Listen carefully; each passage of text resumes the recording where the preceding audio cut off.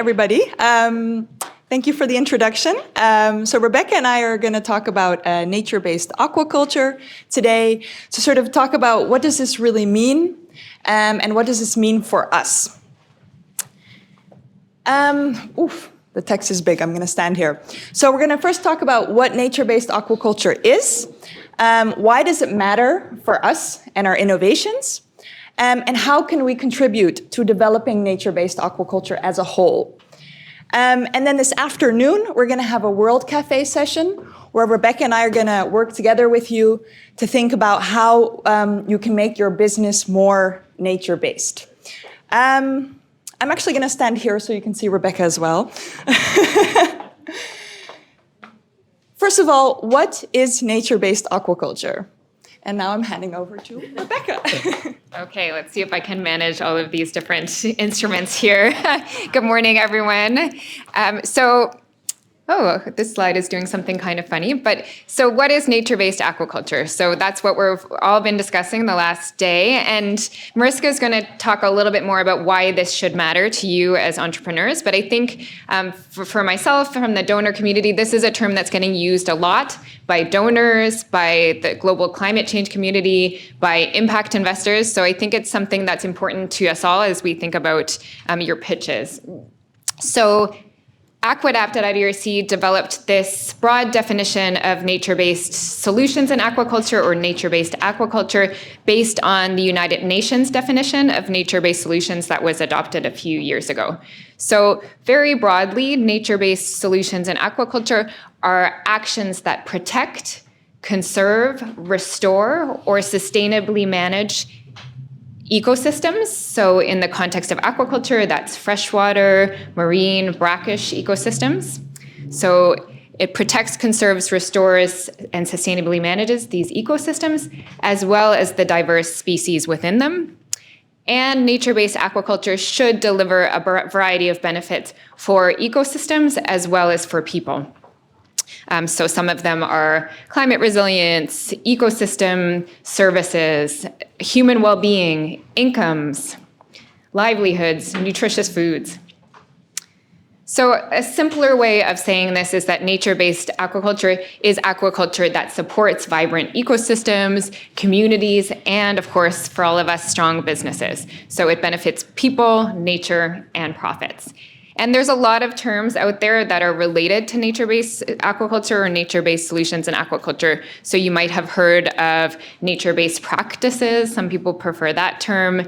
Ecosystem-based aquaculture, restorative aquaculture. For larger scale aquaculture, you might hear about sustainable intensification. And a lot of these are very similar and overlapping terms.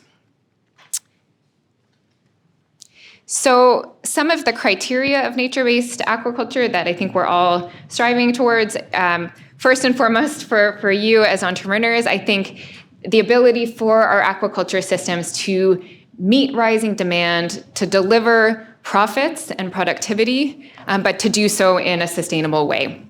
So nature-based aquaculture is aquaculture that works with ecosystems instead of against them. So we heard examples of, mangrove shrimp. So instead of clearing the mangroves for aquaculture, it's trying to harness some of the benefits of mangroves for things like storm protection or water filtration. So it's aquaculture with strong environmental performance. We heard a lot about reducing greenhouse gas emissions, striving for carbon neutrality in aquaculture systems. It's healthy aquaculture, so it finds ways to reduce disease and also reduce reliance on antimicrobials. And of course, nature-based aquaculture should also be inclusive. So it should be aquaculture that delivers sustainable livelihoods, that provides good employment, so good incomes for people, and also safe and fair working conditions, good labor standards. And also, nature-based aquaculture should provide nutritious and accessible food for communities. So here are some examples that come from the work of WorldFish, Mariska's institution. So, for example, sustainable shrimp production that integrates mangrove restoration, women-led seaweed culture and trade in Timor-Leste, integrated multi-trophic aquaculture in Bangladesh. We heard about another example from Malaysia yesterday. So those are some examples from WorldFish, but I also, and this was very last minute, we can maybe put them up somewhere. I don't know if you can hold these, Mariska. So I tried to categorize some of what I was hearing yesterday from this group about the kinds of nature-based solutions that your teams are advancing. So first, we heard, for example, about circular approaches, things like the fish feed in Vietnam from waste byproducts, also recirculating aquaculture systems. So these are or integrated multi-trophic aquaculture. These are approaches that recycle wastes and recycle nutrients, as well as recycling resources like water. We heard a lot about harnessing natural and locally available inputs. So the example from the Philippines of the water using locally available water filtration from plant materials. We heard a lot about natural alternatives to antimicrobials. So we heard about phages. We heard about the algae in the Malaysia case with the quorum quenching properties. We also heard about aquaculture that restores or repurposes degraded ecosystems. So in the Malaysian case, for example, we heard about making use of abandoned shrimp ponds. We also heard about the climate-smart shrimp farming that restores mangroves. And we also heard several examples of integrated systems. So these might be systems that have multiple species, or it could be where aquaculture is combined with agriculture. So the colleague from Thailand talked about the example of rice fish. So those are some of the examples of nature-based solutions we heard about yesterday. And I think another category that we heard a lot about was sort of supportive technologies. So technologies that help aquaculture actors move in a more nature-based direction. So we heard, for example, about the smart systems that use IoT technology or AI to try to reduce resource use. We heard about renewable energy as a supportive technology, various decision management tools, so the apps we heard about, and we also heard about life cycle assessment. So I think that's another category that we have in this group is technologies that help farmers move in a more nature-based direction. So we had, I'm going to turn it over now to Mariska to talk about why you as entrepreneurs or innovators should care. Thank you. Yeah, so, why is nature-based aquaculture interesting for us? We thought we would outline some of the potential business benefits of nature-based aquaculture, but I'm sure that you know many more than we do. First of all, using some nature-based aquaculture practices can lead to more resilient farms, which are more resistant to climate change and more resistant to disease incidences. There's also the potential to lower production risks because we have systems that are more resilient. Some nature-based aquaculture practices can lead to lower production costs, for example, by utilizing byproducts or relying on renewable energy.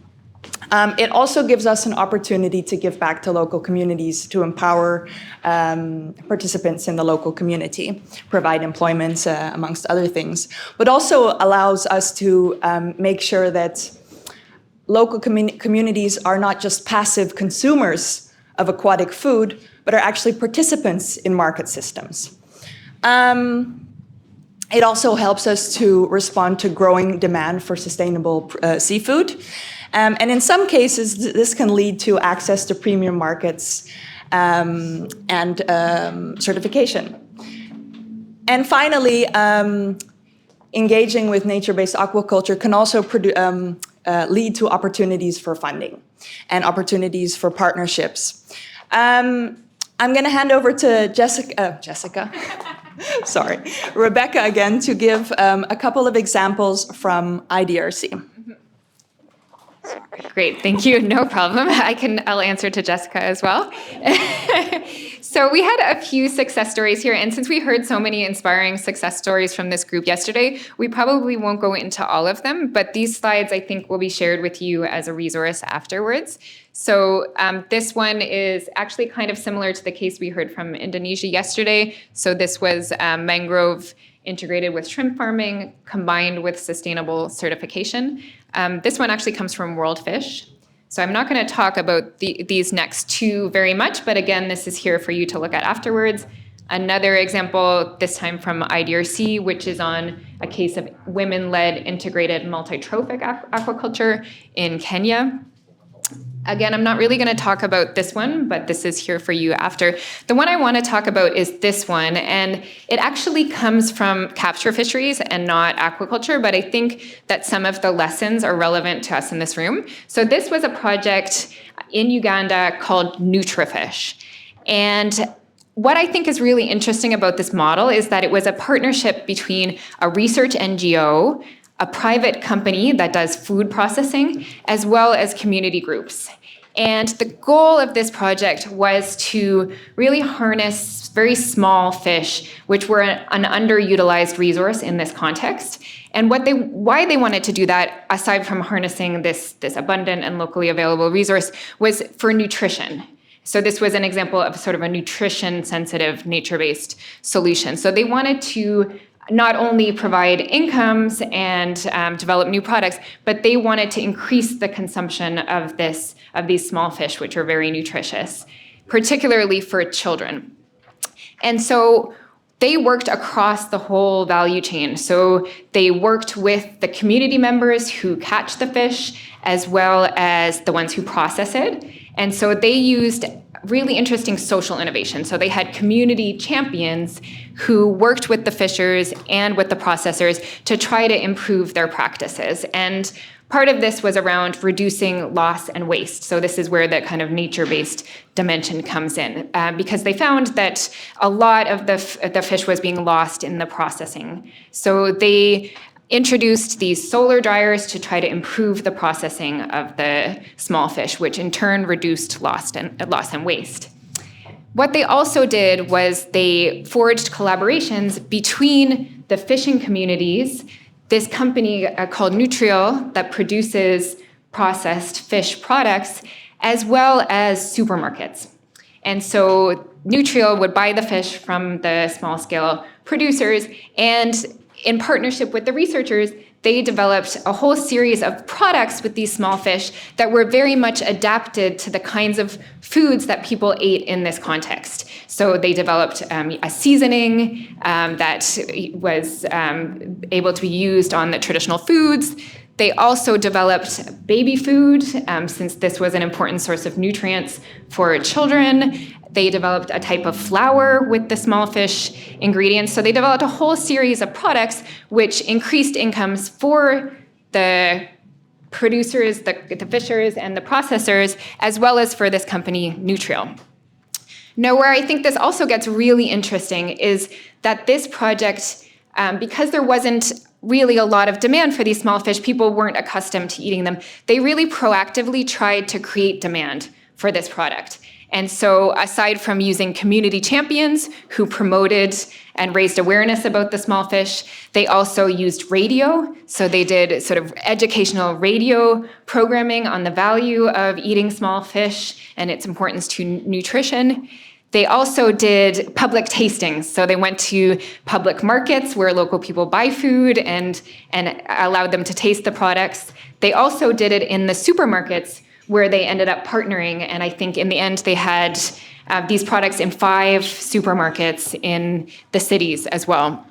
So this was a really interesting sort of social innovation to try to create the demand for this. They even developed a cookbook to teach people how to use these various products. So I think what makes this example exciting is the nature-based dimension. It reduced food loss and waste. The nutrition dimension, that increased consumption by 20 to 30% in the case communities of these small fish. And I think what it's really exciting about it is the partnerships, that they were able to sort of partner across the entire value chain. So, over to Mariska. Thanks, Rebecca. What a lovely example you just gave. Quick correction, the Selva case is not actually a WorldFish case. No worries. But I always refer to it because it is a really great example of where mangrove restoration is combined with certification of traceable shrimp. So how can you contribute to nature-based aquaculture development? There's a couple of things. First of all, innovating with practices that can have a positive impact on the environment. For example, what the team in Indonesia is doing, where they combine shrimp production with actually restoring mangroves. Secondly, of course, innovating with climate adaptive or climate smart solutions, reducing the impact on climate change. And also, very importantly, understanding how climate change will affect your business model, because this will also protect your business in the future. As I said before, it's an opportunity to engage marginalized groups. And like I said, it's not just about engaging them as passive consumers, but it's really about creating inclusive market systems where women, youth, and other marginalized groups are actually active participants in market systems. Also producing safe, affordable products to vulnerable groups that really need nutritious seafood, or aquatic food, rather. What else? You can source sustainable inputs, sustainable feed to reduce the impact on wild-caught stocks, sustainable seed, of course, using renewable energy sources. You can think about considering your footprint across the entire value chain, because it's not just about the production system, it's also about how the product moves across the value chain and the impact there.